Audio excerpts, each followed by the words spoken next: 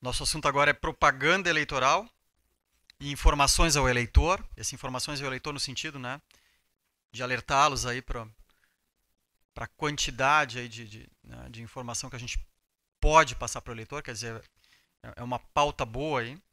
E a nossa painelista é a Renata Beatriz de Faveri, que é a nossa secretária da Corregedoria Regional Eleitoral. Bom dia a todos e a todas. É um prazer reencontrá-los. Alguns já tenho contato durante a campanha eleitoral, fechamento de cadastro, porque a eleição não começa em agosto, ela já começou para a Justiça Eleitoral há muito tempo. O planejamento é feito um ano antes, né? Temos a etapa de filiação partidária, fechamento de cadastro, então a eleição ela não se faz agora em agosto com as convenções, com a candidatura, ela já começou faz muito tempo, por isso já temos contato com os senhores já há bastante tempo. Coube a mim falar de dois temas específicos, né, e que são tratados na corregedoria: as informações ao eleitor e a propaganda eleitoral. Eu vou tratar com relação aos eleitores dados estatísticos, alguns já tratados pelo presidente, algumas orientações e algumas novidades para o eleitor, que são pautas que a Justiça Eleitoral precisa muito do apoio da imprensa para que o eleitor esteja informado agora durante esse processo e também para o dia da eleição. E com relação à propaganda, falarei das modalidades, algumas novidades que temos para esse ano, como a Justiça Eleitoral atuará, apesar de alguns pontos já terem sido tratados pelo Dr. Schenkel, e alguns canais de denúncia que vão poder ser utilizados pela população. Dados estatísticos. Como o presidente falou, esses dados eles são dinâmicos ainda. Apesar da gente ter encerrado o atendimento em 9 de maio, há alguns processos internos, por exemplo, registro de óbitos, eleitores com mais de uma inscrição, inscrições supostamente irregulares que ainda estão sendo processadas. Então, nós estamos aguardando, inclusive, nos próximos dias, a informação oficial do TSE de qual será o eleitorado Santa Catarina Nacional. Então, esses números que eu estou apresentando, eles podem, quando o TSE publicar nos próximos dias, sofrer alguma variação. Mas é basicamente isso, como o presidente já falou, um pouco mais de 5 milhões de eleitores em Santa Catarina, 63% de cadastrados biometricamente. Em 62 municípios, nós concluímos o processo de biometria. Significa o quê? Houve a convocação, e os senhores acompanharam e cumpriram isso desde que iniciou aqui na Grande Florianópolis. Todo o eleitorado foi convocado, os que não compareceram foram cancelados. E nesses locais, então, todos os eleitores, quando forem votar, serão reconhecidos pela digital. Em todos os demais municípios de Santa Catarina, também teremos votação e identificação híbrida, ou seja, os eleitores que já foram ao cartório e fizeram a coleta da biometria serão reconhecidos pela digital. Os demais votarão normalmente. Isso porque esse processo de cadastramento biométrico ele é gradativo, porque a Justiça Eleitoral não tem nem recursos, nem equipamentos para fazer o estado todo de uma vez só. Concluída a eleição de 2018, vamos iniciar um novo processo. Outros municípios serão incluídos na nossa listagem para a conclusão da biometria. Mas em todos os municípios de Santa Catarina teremos alguns eleitores votando com a digital, certo? Temos os eleitores que já informaram a Justiça Eleitoral que tem alguma deficiência. Esses eleitores foram alocados em sessões especiais, né, ou com acessibilidade, ou com aparelhos, equipamentos especiais para que eles possam votar adequadamente. Temos ainda um novo prazo agora que se inicia para que nós fazemos uma realocação de algumas pessoas, porque às vezes essa dificuldade de acessibilidade é temporária. Então, às vezes alguém sofreu um acidente, está usando uma cadeira de roda temporariamente, então essa pessoa agora comunica e a gente vai tentar realocá-la numa sessão adequada à sua dificuldade. Temos a novidade, entre aspas, do nome social, né, que a Justiça Eleitoral agora está registrando, né, o eleitor que comparece e declara a alteração de gênero e em nome social, isso é registrado no nosso cadastro eleitoral e passará a constar do título eleitoral. Temos, por enquanto, só 183 pessoas nessa situação, porque realmente foi uma novidade, foi bem próximo ao fechamento de cadastro, mas será uma prática daqui para frente no nosso cadastro. o que é muito comum de informação, o que o eleitor precisa para votar. Então, ele precisa saber onde ele vota, a informação mais importante, né? E quanto mais perto da eleição vai chegando, mais as pessoas começam a procurar o título e não acham, e não lembram, principalmente quando a pessoa fez alguma alteração no seu título recentemente. Nós temos serviços, né, no nosso site, onde o eleitor pode consultar.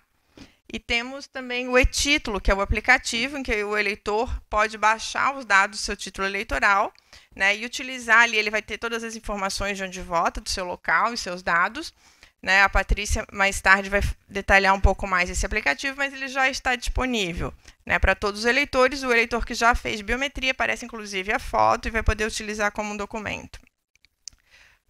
E no dia da votação utilizará, então, o e-título ou o título do eleitor e um documento com foto. Outra questão que nós temos agora, nesse momento, é o voto em trânsito, que foi ampliado. Então, os eleitores que não estão na sua cidade, não estarão no dia da eleição, mas estão em cidades com mais de 100 mil eleitores. Esse eleitor agora, de 17 de julho a 23 de agosto, ele procura o cartório eleitoral e informa, né, que ele estará, por exemplo, o eleitor de Cunhaporã estará em Florianópolis em outubro, não conseguirá retornar a Cunhaporã para votar. Então, ele vai solicitar o voto em trânsito, é como se fosse uma transferência provisória. Ele vai só nessa eleição, agora ele vota. Se ele for dentro do mesmo estado, ele vota para todos os cargos. Se ele for de outro estado, somente para presidente da República. Então, é uma pauta também que nós gostaríamos, né, na medida do possível, que também fosse abraçada pela imprensa, porque é uma demanda grande dos eleitores que estão fora, ou que não tiveram tempo, oportunidade de fazer sua transferência. Temos também o voto dos presos provisórios, né? Como os senhores sabem, o eleitor que ele está detido, mas ele ainda não foi condenado definitivamente, ele permanece com seus direitos políticos e tem o seu direito a voto. E há uma determinação legal de que, observado alguns requisitos, a Justiça Eleitoral deve viabilizar o voto dessas pessoas que estão detidas. Houve uma primeira etapa, que ocorreu até 9 de maio, então, com o apoio do DEAP, os nossos cartórios eleitorais fizeram o alistamento das pessoas que estavam detidas naquela época, até 9 de maio, e fizemos o alistamento de 1.149 eleitores em 33 estabelecimentos. Isso foi feito em maio. Agora, nós temos uma segunda etapa, porque de maio até agora, algumas dessas pessoas ou já saíram, ou até foram condenados definitivamente e não poderão votar. Então, os nossos cartórios estão em contato com os estabelecimentos prisionais para verificar quantas pessoas em cada estabelecimento estão aptas, estão interessadas em votar naquele local, e aí nós criamos uma sessão. Temos que ter, no mínimo, 20 pessoas em cada sessão. Então, é um processo que, até 23 de agosto, nós vamos ter um número de estabelecimentos prisionais onde teremos alguma sessão de votação. Quem não puder votar, também uma pauta mais próxima da eleição, né? Sempre tem a justificativa no próprio dia da eleição, para quem está fora do seu domicílio. E nós temos um sistema chamado Justifica, que foi desenvolvido por Santa Catarina juntamente com o Rio Grande do Sul e que deve ser adotado nacionalmente, uma iniciativa aqui do nosso estado com o Rio Grande do Sul, em que o eleitor, por exemplo, estava viajando ou estava doente, ele junta os documentos, digitaliza seus documentos que comprovam o seu impedimento para o voto no dia da eleição, manda pela internet, o juiz vai apreciar também eletronicamente e todo o registro feito de forma eletrônica. Disponibilizamos aos eleitores, da população de modo geral, alguns canais de comunicação com a Justiça Eleitoral, o nosso site, que nós procuramos manter atualizado sempre com uma série de informações do momento, como votar, como consultar meu título, como saber o número do título, etc., certidões. Toda a legislação, nós temos o Tire Suas Dúvidas também, pode ser útil para a imprensa, às vezes quando precisa de uma informação a mais, a gente tem ali detalhado algumas informações, como faço para votar, como faço isso, até com relação a outros temas variados, nós procuramos manter o nosso site sempre bem atualizado. Temos um número 0800, que ele foi disponibilizado inicialmente para agendamento, né? Nesse momento nós não estamos fazendo atendimento aos eleitores para alistamento, então ele serve para outras dúvidas que o eleitor tem, a sua situação, para quem tem alguma dificuldade, às vezes, de uso de internet, quer saber o seu número do título, a situação também, fazemos esse tipo de atendimento. Temos a ouvidoria, que é um canal para recebimento de denúncias, de reclamações, e acesso à informação, que tem a ver com transparências, né? Então, com a transparência dos órgãos públicos, no sentido de os eleitores querem informações com relação, às vezes, a uma situação de um processo, com relação à segurança da urna, assuntos mais variados. O eleitor faz contato com a Justiça Eleitoral, é mandado por um setor técnico que faz o atendimento e presta as informações necessárias. Com relação à propaganda eleitoral, não sei se... Eu acho que vou deixar as perguntas para o final, né, para a gente também não perder muito tempo. Bom, a propaganda eleitoral, ela começa logo em seguida ao registro de candidatura. Tivemos agora o período chamado pré-campanha, como foi falado, né? A pré-campanha esse ano foi bem mais ampla, a legislação permite agora que os pretensos candidatos se manifestem, digam que serão candidatos, apresentem algumas ideias, desde que não peçam voto explicitamente. Né? Então, tivemos um período bem mais suave agora de manifestação dos candidatos, dos pré-candidatos agora nesse período.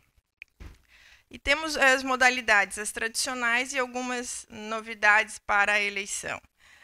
Temos as propagandas de rua, que é aquela mais antiga, mais tradicional, o adesivo em carro, o adesivo no imóvel, na janela de casa, a bandeira, caminhadas, carreatas, comícios e folhetos. Temos a imprensa, os anúncios em jornal da mesma forma, o horário eleitoral gratuito, e temos a internet, que deve ser, né, a gente já vem vendo isso de eleições passadas, mas essa eleição, de uma maneira mais forte, deve ser o grande mecanismo de propaganda. Com relação à propaganda de rua, né, a propaganda, de modo geral, ela só começa a partir do dia 16 de agosto. Até dia 15 é o prazo final que os partidos e coligações entram com a documentação com o registro de candidatura. Então, é o momento que eles vão apresentar o seu rol e a documentação daqueles que eles pretendem indicar como candidatos, até o dia 15. E aí, a partir do dia 16, pode começar a campanha eleitoral. Os meios mais tradicionais de propaganda, né, nós temos adesivos ou papel em veículos e janelas residenciais. A legislação até um pouquinho, em um momento ela fala em meio metro quadrado, outro fala um pouquinho menor, mas muito restritiva, não teremos carros plotados, não teremos placas, não teremos cavaletes. Esse ano a propaganda de rua vai ser muito tímida, sempre com essa tendência de reduzir os custos de campanha, e até porque, né, há essa migração para a propaganda virtual. Carros, não temos mais carros plotados, no máximo aquele vidro atrás dos carros, aquele micro perfurado. Pode haver mesas de distribuição de material, aquelas bandeiras na rua, mas aquele cavalete, aquele que ficava uma espécie de um tripé na rua, não teremos mais. Placas já faz tempo, já não temos também, né? Os folhetos, os volantes impressos, distribuídos na rua, isso continua, a legislação permite, observado algumas regras com relação a registro de quem mandou fazer, a tiragem, etc.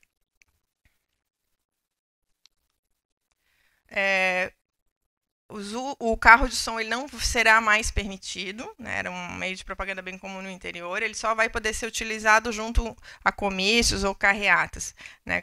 Tirando essas hipóteses, não se usará mais carro de som nas próximas eleições. Normalmente a eleição municipal, principalmente, se usa muito, mas não teremos mais. O horário eleitoral gratuito, ele inicia em 31 de agosto. Então, entre os dias, agora no mês de agosto, entre 17 e 24 de agosto, nós vamos convocar, né, ou convidar a imprensa, rádio e TV para uma reunião que será feita aqui, né, um momento em que haverá a distribuição do horário eleitoral gratuito, definição de geradoras e uma série de regras para a veiculação do horário eleitoral gratuito. Os que já estão nos órgãos de imprensa há mais tempo já conhecem essa reunião, né, há uma necessidade de uma série de detalhamentos e discussões, e isso será feito aqui, provavelmente até nessa mesma sala, né, com partidos e emissoras em conjunto para definição das regras do que não está previsto na legislação, obviamente. Tivemos uma redução no horário eleitoral gratuito, tanto do tempo, da quantidade de dias, quanto da quantidade de tempo que é destinado à propaganda eleitoral gratuita. Então, em rede, né, que é o bloco, nós vamos ter 50 minutos diários e nas inserções 70 minutos, né, ao longo de todo o dia. Outra novidade para quem já acompanha o horário eleitoral gratuito em anos anteriores é que agora nós já temos definida a propaganda do segundo turno, que antes sempre havia necessidade de se definir isso em conjunto com os partidos, agora isso já está definido. Então, feito o primeiro turno, havendo necessidade de segundo turno, a propaganda começa no dia 12 de outubro e vai até 26 de outubro, já está definido isso na legislação.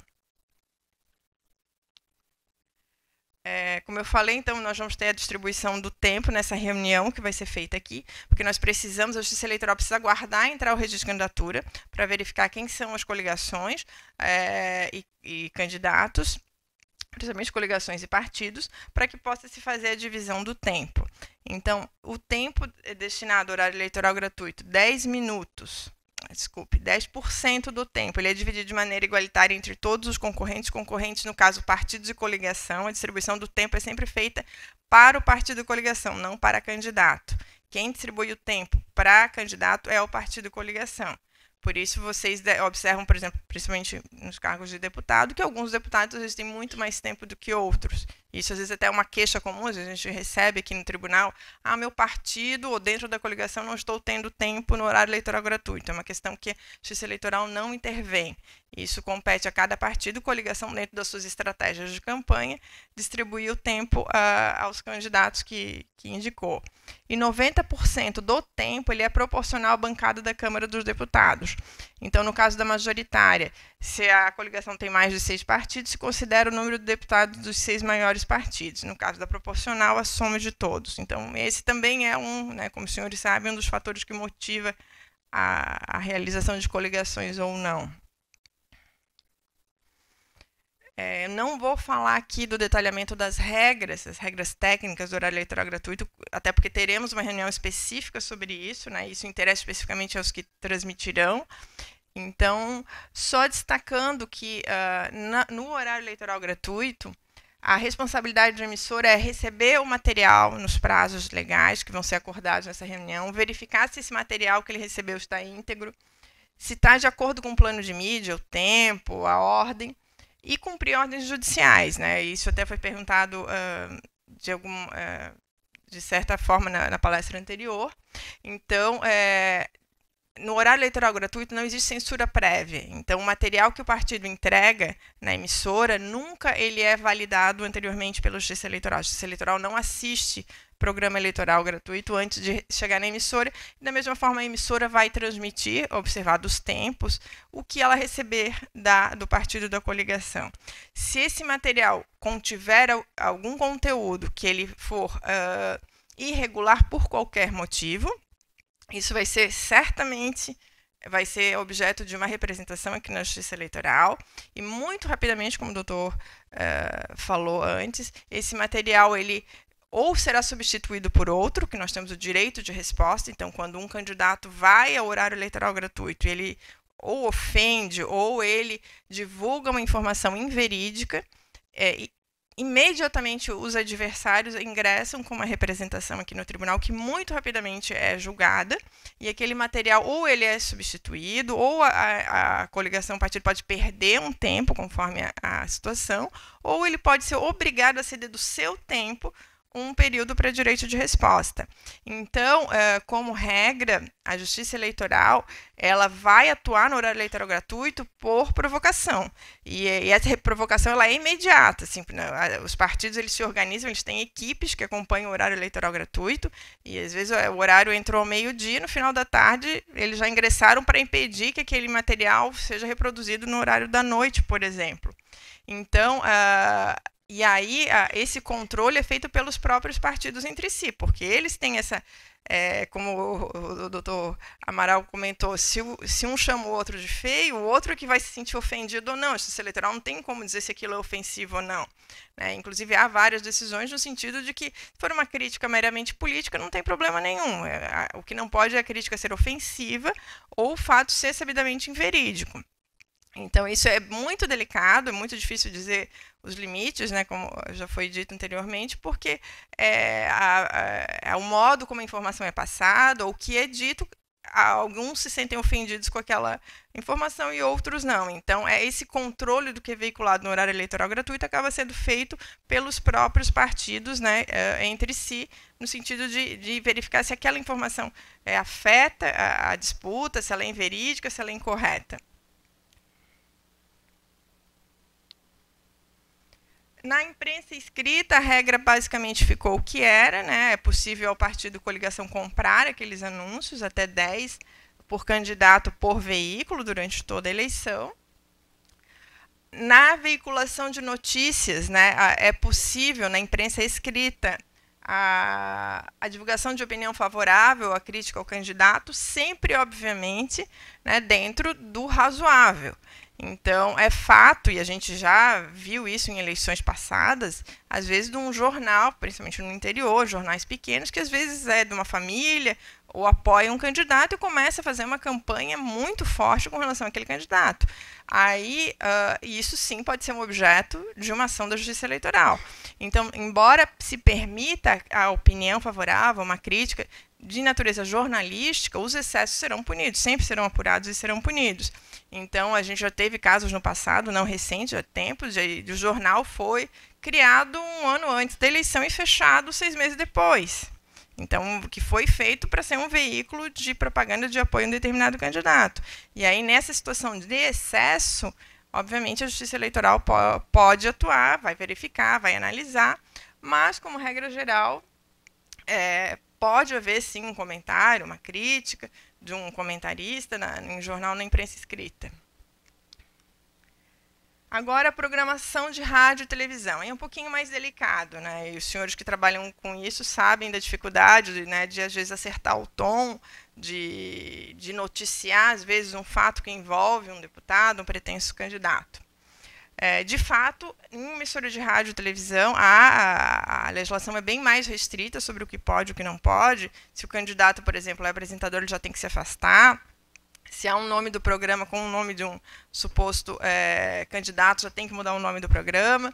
Então, realmente, isso é bastante delicado. Mas a regra também, como já foi dita, em toda a cobertura de imprensa ou em toda a legislação eleitoral, se busca a igualdade de oportunidades. Então, assim, na medida em que um fato é noticiado para A e é noticiado para B, não há por que a Justiça Eleitoral intervir. Se há espaços semelhantes, é muito comum, né, que as emissoras façam agenda dos candidatos. Hoje o fulano foi aqui, foi lá, e o outro foi lá e foi cá. Então, isso se dá o espaço proporcional à ação, à visibilidade dos candidatos. Né? Então, porque sabemos que rádio e TV, agora temos a internet concorrendo, talvez de forma mais forte, mas se um comentarista de TV ou de rádio faz uma crítica mais ácida ou mais forte a um determinado candidato, e isso é direcionado, a gente sabe que isso pode causar um descompasso na campanha. Né? Então, o cuidado, e sempre que a Justiça Eleitoral ela vai avaliar caso a caso, né? A gente não pode dizer isso pode, isso não pode, porque é caso a caso. Mas, de modo algum, e isso já há decisões, há necessidade de preservar a liberdade de imprensa, o direito à informação. Então, a população tem direito a ter informação sobre o que está acontecendo na cidade, no país, mas o importante é o tom como isso é dado. Isso é muito delicado, né? Certamente, mas pode isso, pode aquilo. A gente não tem muito como antecipar isso pode ou não pode, exceto o que já está previsto na legislação explicitamente. Né? Mas sempre o que se busca das emissoras ou da propaganda eleitoral é garantir um espaço adequado, né, de modo que aquela divulgação não afete nem de forma negativa nem positiva os candidatos. Como eu falei, tem algumas restrições específicas, né, por exemplo, a transmissão de programa apresentado ou comentado por pré-candidato, e a partir de 6 de agosto, o tratamento privilegiado a partido ou coligação. Então, é mais comum, né, pelo menos na nossa vivência, né, no interior, em rádios, que às vezes já são vinculados a um determinado grupo político, que às vezes ou começa a bater num candidato, ou ao contrário, dar muito espaço a entrevistar só de uma determinada linha. É isso que a Justiça Eleitoral pode intervir e tem procurar dar o tom, quando há uma desproporção com relação a esse tipo de tratamento. Bom, a internet. A internet é a bola da vez, né? Ele é um veículo que é muito difícil de controlar, né? Não só com relação à eleição, mas a gente vê a dificuldade, inclusive, em crimes como pedofilia, fraudes, vendas de medicamentos, às vezes proibidos, contrabando, enfim. A internet é um veículo, é um meio muito difícil de controlar em qualquer esfera. E na eleitoral é bastante grave, e há uma preocupação muito grande, né, de toda a sociedade, não diria da Justiça Eleitoral, tanto que o Tribunal de Justiça Eleitoral e aqui o nosso tribunal já se antecipou, já está estudando e se preparando para atuar. Mas a internet, sim, pode ser utilizada na campanha, e algumas modalidades já estão previstas. Então, o partido, o candidato, a coligação pode ter a sua página, seu site, seu perfil em rede social, não há problema algum.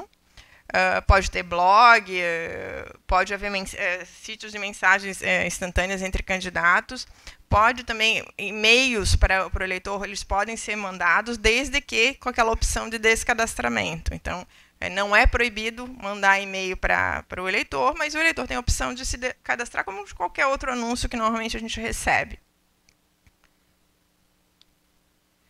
O grupo de WhatsApp, ele não se submete à regra de propaganda no seguinte sentido, né? A propaganda eleitoral na internet tem regras, por exemplo, assim, a pessoa jurídica não pode ter propaganda no site, pessoa física também tem algumas legislações. Então, assim, o conteúdo, o uso do WhatsApp, ele pode ser utilizado para propaganda. O que pode ser objeto de uma verificação até ali com relação ao comitê é o conteúdo. Então, não é proibido mandar mensagem pelo WhatsApp, mas o conteúdo, né, ele pode, o eleitor que se sentir incomodado até pode bloquear, tem os grupos de família, que daí tem gente que briga, que sai do grupo e tal. Isso aí não tem o menor problema, né? E deve ter muito grupo que vai se dissolver agora na eleição, né? Mas ele é um meio legítimo, não há problema, até porque ele tem como bloquear, você tem como parar de receber aquela informação, mas é fato, né, e isso é um desafio, a gente não sabe ainda como é que isso vai acontecer, né, quando conteúdos falsos, fakes, começam a surgir, a gente, né, percebe que tem muitos grupos, às vezes chega no dia e começa a mesma propaganda em todos os grupos, né, então já fica assim, né, pô, vou olhar isso para ver o que é isso, né, e é um grande desafio. Para nós, Justiça Eleitoral, e quem cobre propaganda ou eleição há mais tempo, é claro que a internet e a rede social é muitíssimo mais grave do que era antigamente. Mas nós aqui, a Patrícia é do meu tempo, né, era muito comum nós recebermos denúncias de folhetos com notícias falsas ou escandalosas na véspera da eleição que estavam sendo distribuídos, e aí vinha um pedido de recolhimento, isso aí oficial de justiça e tal. Então mudou a forma, mas a fake news ela já existia. Só que hoje a gente não recolhe mais, né? Botou na rede social, depois tu não rastreia mais, né? Se antes já era difícil recolher o papel, descobrir quem que fez, tal, agora vai ser muito mais difícil. Mas ela sempre existiu, ela não é só porque ela era em papel, era o folhetim que colocava lá na caixa de correspondência, ou na madrugada, quem é também mais antiguinho, né? Eles derramavam aqueles folhetos com uma notícia escandalosa do candidato e não tinha mais como recolher aquilo. Então, não sabemos muito, vai ser um desafio grande, mas a Justiça Eleitoral está se preparando para isso. Uma novidade esse ano é a possibilidade do impulsionamento em redes sociais. Antes isso não era permitido. Então, o candidato pode comprar, né, pode ser candidato, não pessoa física, né, mas pode impulsionar um conteúdo em rede social para dar mais destaque àquele conteúdo. Sempre com identificação, até porque isso tem um custo, isso vai ser apurado em prestação de contas, então tem toda uma formalização que tem que ser observada. Então, o que é proibido na internet? A propaganda paga, tirando essa questão do impulsionamento, o candidato não pode pagar, por exemplo, eu tenho um blog, né, de moda, e aí vem o candidato, eu quero publicar um anúncio no seu blog, isso não pode ser feito. Tá? Eu posso até colocar alguma coisa, porque eu gosto do fulano como pessoa física, ok, mas eu não posso comprar. Sites de empresa também não pode ter anúncio, né, de propaganda eleitoral. Esse impulsionamento ele pode ser contratado para dar um destaque, mas não para denegrir ou publicar notícias negativas. Pessoas jurídicas, como eu já falei. De modo geral, né, a internet, as principais diretrizes do Tribunal Superior Eleitoral é a livre manifestação de pensamento e o anonimato. Então, o eleitor ele pode se manifestar em rede social, como já está, né, isso não é de hoje, as pessoas se manifestam, eu gosto, não gosto, fulano é isso, é aquilo. Né? Então, a manifestação ela é permitida. O que vai ser combatido é a fake news, né, o anonimato, os robôs, etc., né, porque isso desequilibra mesmo a campanha eleitoral. É assegurado o direito de resposta. Então, se um candidato ou uma pessoa física vai lá e publica um conteúdo que é sabidamente inverídico ou sabidamente ofensivo, quem se sentiu ofendido pode ingressar com a representação na Justiça Eleitoral e a Justiça Eleitoral pode mandar publicar uma resposta ali no perfil daquela pessoa, né, com a resposta àquela ofensa ou aquele fato inverídico. Mas, de modo geral, dentro do debate normal, aí não estamos falando de fake news, né, não estamos falando de nada inverídico. O debate normal ele é permitido, ele é assegurado na Justiça Eleitoral, pela Justiça Eleitoral. Podem ocorrer, como o doutor já falou, né, quando houver um pedido, pode, e isso é previsto, e as empresas estão preparadas para isso, para cumprir uma ordem de remoção de conteúdo. Então, foi publicado um conteúdo que é inverídico ou ofensivo, a Justiça Eleitoral analisará isso e pode mandar remover aquele conteúdo de imediato. Então, só para deixar claro, quando é que a Justiça vai intervir em rede social? Quando for requerido, então o candidato, o partido se sentiu ofendido, incomodado com aquela, ela vai ingressar na Justiça Eleitoral, um dos nossos juízes vai avaliar a situação, se realmente aquilo tem potencial ofensivo, aquilo é inverídico, há uma ofensa à honra de terceiros, pode haver uma ordem de remoção de conteúdo, então o usuário vai ser notificado para retirar de imediato aquele conteúdo, se não retirar, pode ser multado. E a Justiça Eleitoral, eu coloquei, ele não investigará o conteúdo, no sentido de, como já foi falado, é difícil a Justiça Eleitoral ficar procurando notícia na internet, até porque, às vezes, a verificação se aquilo é ofensivo, a ofensa é muito peculiar, é como foi dito, né? Se eu digo que fulano é feio, ele pode dizer, isso não me ofende, mas o outro pode se sentir ofendido e pode querer que aquela informação seja retirada. O conteúdo inverídico, também precisamos ter a prova de que, de fato, aquela informação é inverídica para que a Justiça Eleitoral possa agir. Então, há necessidade de que o candidato ou o Ministério Público, que é quem vai receber as denúncias dos cidadãos, né, indiquem o conteúdo para que o comitê, os juízes, possam determinar a retirada do material. Como já foi dito, o Ministério Público Federal, nós estamos numa eleição estadual, então todo o julgamento de processo, isso vai ser detalhado à tarde, ele vai ser feito aqui no tribunal. Então, aqui no tribunal, também o Ministério Público que atuará com relação a qualquer irregularidade que ocorra na eleição. Então, o Ministério Público Federal disponibilizou um canal de denúncias, que é a Sala de Atendimento ao Cidadão. Isso está no nosso site e no site do Ministério Público. Então, o eleitor que tem uma notícia de compra de voto, de corrupção, de uma conduta vedada e quer denunciar, ele pode utilizar esse canal do Ministério Público Federal, que receberá e vai fazer uma triagem, vai analisar se realmente aquilo é o caso de uma representação. Com relação aos nossos juízes que estão no primeiro grau, como nós estamos numa eleição estadual, eles não vão julgar nem registro de candidatura, não vão aplicar multa, mas eles agem dentro do poder de polícia, que é o que é primordialmente com relação à propaganda de rua. Então, há um folheto que está em desacordo com a regra, um comício que está em desacordo com a regra, um carro de som que foi utilizado quando não deveria ser utilizado, foi colocada uma placa em tamanho em desacordo com as medidas, o juiz de primeiro grau, que é o que estará em todo o estado, ele pode determinar a remoção imediata daquele conteúdo, a suspensão do comício, o recolhimento de um carro de som, conforme a situação. Para essas situações, nós vamos ter novamente o aplicativo Pardal, que foi utilizado já na eleição passada. Né? Nós ainda não estamos fazendo uma divulgação grande do Pardal, porque o TSE não liberou ainda a regulamentação e o formato, mas acredito agora, início de agosto, a gente receba todas as instruções, mas o aplicativo estará disponível para uso no celular, em que o eleitor pode bater uma foto da situação, coloca os dados, isso vai ser recebido aqui no tribunal, nós vamos fazer uma triagem, para verificar se realmente é uma denúncia que procede, se tem elementos, e isso pode ser remetido para os juízes para atuação. O horário eleitoral gratuito também já comentei. Então, assim, eu fiz um resumo. A Justiça Eleitoral ela vai atuar de ofício, ou seja, independente de uma denúncia, em relação a placas, cavaletes, adesivos. Então, o juiz presenciou um fato, né, o servidor presenciou um fato, independente de haver uma reclamação, se aquele fato é flagrantemente irregular, o juiz de primeiro grau pode mandar retirar ou regularizar aquela situação de imediato. Nas demais, a internet, horário eleitoral gratuito, imprensa em geral, a gente depende de uma provocação dos interessados, que pode ser o partido, a coligação ao Ministério Público, que vão diretamente ao tribunal, ou o eleitor que vai denunciar ao Ministério Público, e aí sim o Ministério Público faz os encaminhamentos. Nós vamos disponibilizar ainda essa semana alguns materiais de apoio sobre propaganda eleitoral, que é o nosso manual, que já fazemos há bastante tempo, e uma cartilha que ela é mais sintética, né, com as principais regras de propaganda eleitoral. O manual tem todas as regras de propaganda. Ele vai ser só eletrônico, não vamos ter versão impressa, até por questões de sustentabilidade e de redução de custos.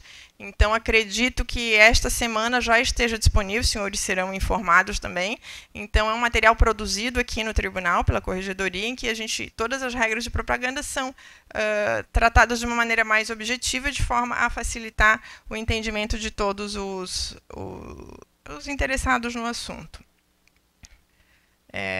Era isso que eu tinha de modo geral. O conteúdo é muito grande de propaganda, né? Então eu procurei passar os destaques que nos parece mais importante, e a gente está à disposição, tanto agora como em outros momentos, por meio da assessoria de imprensa, para qualquer outra questão. Não sei se tem alguma dúvida no momento. Perguntas, então? Olá, Jairo. Oi, sou a Giovana da RIC. Falasse que não pode esse ano carro de som, né? Uhum. Nem moto e nem aqueles locutores de rua? Não, só quando estiver acompanhando caminhata, carreata, passeata. Tá. Ele solto. Não, aquelas motos circulando isso, e nem não. A pessoa na rua, que nem tem aqueles Isso. vendedores. Também não pode. Tá. E as placas em propriedade privada, podem? Esse ano, só o que previu a legislação são adesivos ou cartazes, até meio metro, colocado ou no carro, ali no vidro do carro, ou em janela, tal. Aquela placa, né, colocada numa haste ou fixada em muros, tal, esse não vai ser permitido. E nem aquele cavalete, aquele que ficava móvel, retirado, também não vai ser mais permitido esse ano. Tá. E até o dia 6 de agosto, a gente considera que estamos em pré-campanha, é isso? Na verdade, a eleição mesmo, o período eleitoral, ele começa no dia 16 de agosto. Ali o dia 6 é um marco ali com relação à participação de nomes de programas, etc. Mas a gente considera oficialmente período eleitoral a partir de 16 de agosto. Eu te pergunto isso pela, por exemplo, a nossa cobertura, né, na imprensa. Passou um candidato por Florianópolis. Com um a gente consegue fazer uma entrevista, no outro eu só consigo fazer imagens. Eu posso divulgar isso da maneira como eu consegui cobrir, ou se eu ouvir um entrevistado durante 5 minutos, sou obrigada a ir atrás dos outros? O importante é sempre tentar dar o máximo de igualdade a eles. Mas é óbvio, inclusive isso a gente percebe na agenda, por exemplo, o candidato não fez nada naquele dia, o outro foi em 5 cidades. É óbvio que você informar que ele foi em 5 cidades vai tomar mais tempo do que informar que a agenda dele não teve nada. E isso, então, a gente consegue verificar, né, essa dosagem.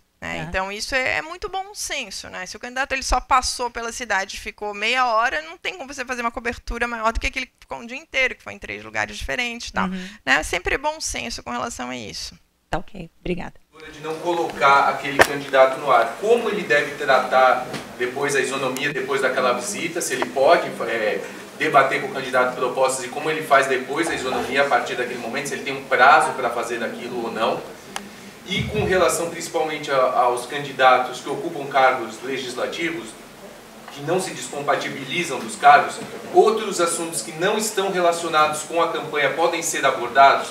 Um exemplo, existe uma bancada parlamentar no Congresso Federal. Assuntos relacionados à bancada normalmente dá uma parada essa agenda, mas eventualmente pode surgir um assunto com relação a isso. A gente pode tratar isso de forma jornalística, deve evitar? Qual é a recomendação que a senhora faz com relação a isso? E o último assunto, só queria confirmar a data em que vai acontecer a reunião com as emissoras para discutir a questão eleitoral. Nós não temos a data definida ainda, que nós estamos verificando a questão de espaço, mas deve ficar ali pelo dia 17 de agosto, alguma coisa assim. Mas a gente está dependendo de verificar umas questões técnicas. A questão da participação em programas jornalísticos é bem delicada, é muito delicada, porque, de fato, existem um deputado na região, só ele vai passar, né? Então, isso é muito difícil até da gente dizer faça assim, faça assado, né? Então, tem que ser com muita cautela, né? Ou noticiar, ou não abrir talvez um espaço tão grande, né? Ou se há uma agenda de candidatos passando pela cidade, que vocês vão conseguir ouvir candidatos de vários partidos, talvez isso consiga ficar mais equilibrado, mas é bem delicado. Eu tenho dificuldade de dizer uma orientação específica, porque realmente isso é muito difícil conforme o caso, né? Porque a gente sabe que às vezes a emissora já tem uma tendência, aí ele vai lá ficar 1 hora entrevistando, depois repete aquela entrevista 500 vezes, tal. Isso pode realmente ser questionado judicialmente, tá? E desculpa a tua primeira pergunta, me esqueci. Sim, isso também é delicado. É sempre bom tomar cuidado, não pessoalizar muito, né? Porque, é claro, se o deputado está apresentando, às vezes, um projeto agora, às vésperas da eleição, ele está querendo ganhar, talvez, algum crédito com relação a isso. Então, às vezes, tentar divulgar sem pessoalizar. Está tramitando um projeto sobre isso, sobre aquilo, e não é um projeto do fulano. Talvez tratar a questão de uma forma mais impessoal dê mais segurança para as emissoras. Oi, bom dia. Ah, sim, pois não. Meu nome é Ana, sou diretora de comunicação da Prefeitura de Bombinhas. Quanto aos sites de notícia das instituições, só param esse setor de notícias do âmbito estadual e federal, os municípios não mexem? Sempre tem que tomar um certo cuidado com o que é divulgado, né? A publicidade institucional, ela é primordialmente deveria ser dedicada a serviços. Então, e sempre o critério que a Justiça Eleitoral autoriza a publicidade institucional, inclusive em âmbito federal e estadual, é sempre a divulgação de serviços. Então, é sempre bom ter também um cuidado, embora a eleição seja municipal. Mesmo assim, se for uma inauguração de um posto de saúde, alguma coisa assim? Se for informativo, que aquilo vai funcionar de tal hora em tal hora, está liberado. É informação, Só mais uma pergunta. Na questão das bandeiras, as bandeiras podem ficar fixas ou elas têm que ser móveis? São móveis, elas não devem ser fixas. Obrigada. Bom dia, Rodrigo Cardoso, RIC TV Record. A minha pergunta a gente fala muito de horário eleitoral, falamos muito de propaganda no rádio, na TV, na internet, mas eu tenho uma dúvida com relação à realização de debates. Qual é o critério para a escolha dos candidatos que vão participar do debate? Todos têm que ir, todos não, quem não necessariamente precisa ir? O que é que tem de regra em relação à participação em debates? Isso está bem detalhado, até acabei não incluindo. Mas porque são várias regrinhas, assim, se é majoritário, se é estadual, né? Depois eu posso te passar a legislação, no manual de propaganda tem bem detalhado, então realmente tem algumas regras com relação a alguns candidatos que devem participar e outros que podem participar. Então, eu não vou detalhar porque são realmente muitas regras, mas depois eu posso passar isso para vocês. A gente pode até, talvez até fazer uma matéria sobre isso, divulgar, acho que talvez seja interessante. Bom dia, Lucas, do Jornal de Santa Catarina. Em relação a sites e redes sociais, no caso do jornal, área de comentários. É uma área meio nebulosa que a gente já teve alguns problemas na última eleição municipal. Qual que é o papel do veículo, no caso de propagandas indevidas na área de comentários? Seja em Facebook, na página da notícia, apagar, ocultar, mantém e faz denúncia... Normalmente, os sites já trabalham com moderação, né? Até para evitar, às vezes, né, uma informação ali que é indevida. O que a gente tem percebido de diretriz do TSE é no sentido de que os comentários não seriam de responsabilidade do usuário, ali, do responsável pelo conteúdo. É isso que a gente tem entendido, tá? Mas, às vezes, no caso concreto, pode ser que a legislação, que o caso concreto, algum juiz entenda que possa ser excessivo e pode...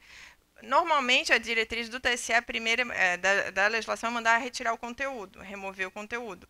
Então, é interessante vocês terem uma moderação e acompanharem para evitar excessos. Mas eu não posso afirmar, porque às vezes, num caso concreto, o juiz pode entender que, não, o jornal deixou correr solto e podia ter moderado. Tem a ferramenta de moderação e não moderou. Mas isso não está claro na legislação. Porque no site a gente pode moderar previamente, mas no Facebook não tem como. Então, depois de publicado, podemos ocultar, podemos apagar se o jornal sentir que é ofensivo. Porque, na verdade, assim, quem tem o perfil já pode fazer isso normalmente. Às vezes, quando tem um conteúdo ali que às vezes tem, né, um baixo nível, alguma coisa, já é uma prática comum. Então, eu acho que vale um bom senso, um acompanhamento das redes sociais, embora isso não esteja claro na legislação. Oi, bom dia. Sandy Luz, do Grupo RIC. Desculpa. A minha dúvida é sobre as redes sociais também, quanto ao impulsionamento de postagens durante as eleições, nos canais, né, oficiais do grupo. Eu queria saber se existe alguma orientação para isso, alguma Impulsionamento coisa de conteúdo normal, assim? de conteúdo normal Não, que leve para conteúdos referentes à eleição mesmo. Durante debates também que nós faríamos. Não, se você está divulgando um debate, por exemplo, vamos fazer o debate tal anúncio pago. Hora, não, é um anúncio, não tem problema. Assim, o que a Justiça Eleitoral vai acompanhar, embora seja permitido o impulsionamento pago por partidos e coligações, da propaganda eleitoral de conteúdo de campanha. Uhum. Mas com relação à programação normal, a conteúdo normal que não seja diretamente veiculado a campanhas, né, conteúdo político no sentido da campanha eleitoral, né? Não, em princípio não tem regra com relação a isso. Tá bom, obrigada. Olá, tudo bem? Oi. Manfredo, Jornal de Pomerode. Quanto aos anúncios ainda pagos na mídia impressa, sempre fica uma dúvida, candidato a deputado estadual apoia candidato a deputado federal, senador, governador, e ele às vezes, quando compra o espaço, ele acaba querendo colocar os seus parceiros. Sim. Fica uma dúvida ainda que nunca não está muito bem claro isso nessa... não está claro na legislação com relação a isso. Então, a gente teria que dar uma olhada, porque às vezes também é uma forma de burlar. Ele já extrapolou os limites dos 10 e começa a entrar nos anúncios de outros candidatos. Então, isso tem que ter também uma cautela com relação a isso. Mas a legislação não é muito clara com relação a esse caso. Até porque, dependendo do candidato ou da coligação, até mesmo ele pode incentivar que, apoia ali, eu sou candidato a governador, sou apoiado por candidato a deputado estadual, federal, e aí ele vai acabar aparecendo muito mais vezes numa edição, Exato. E vai ultrapassar totalmente. Isso, inclusive... Então eu acho que até o TRE deveria tomar uma posição bem rápida sobre isso dali, para criar essa norma, porque vai ultrapassar a quantidade de aparição de um candidato a governador, seja ele com mais dinheiro, ele vai aparecer muito mais. Isso, inclusive, no horário eleitoral gratuito, há regras com relação a isso, porque como há um tempo específico para majoritário e para proporcional, até pode haver, eu apoio fulano de tal, eu, deputado, apoio fulano de tal, ou eu sou apoiado pelo candidato, mas até isso, no horário eleitoral gratuito, isso é mais claro, essa regra. Na imprensa não é tão claro, mas é certamente uma tentativa de burla, né? Pode ser uma tentativa de burla a limitação, então tem que ser com bastante cautela. Tá ok, obrigado. Só um esclarecimento, Monique da Assembleia Legislativa, todas as denúncias feitas pelo cidadão de propaganda irregular deverão ser feitas no site do MPF ou... nós teremos o aplicativo também, mas o aplicativo ele vai ter uma ação mais imediata com relação à propaganda de rua. Quando é uma conduta vedada, quando é compra de votos, essas condutas que dependem de uma apreciação, de uma representação do Ministério Público, elas devem ser feitas no site do Ministério Público Federal. Vai ser o único canal daí? O canal vai ser esse. Então tá bom, obrigada. Então, agradeço a atenção de todos, né? É um assunto difícil, né? Peço desculpas porque às vezes não temos realmente uma resposta, mas o caso concreto que define, então a gente não tem muito como antecipar em algumas situações um posicionamento, mas certamente a nossa imprensa também vai divulgar uma série de informações que contribuirão com o esclarecimento das dúvidas. Obrigada.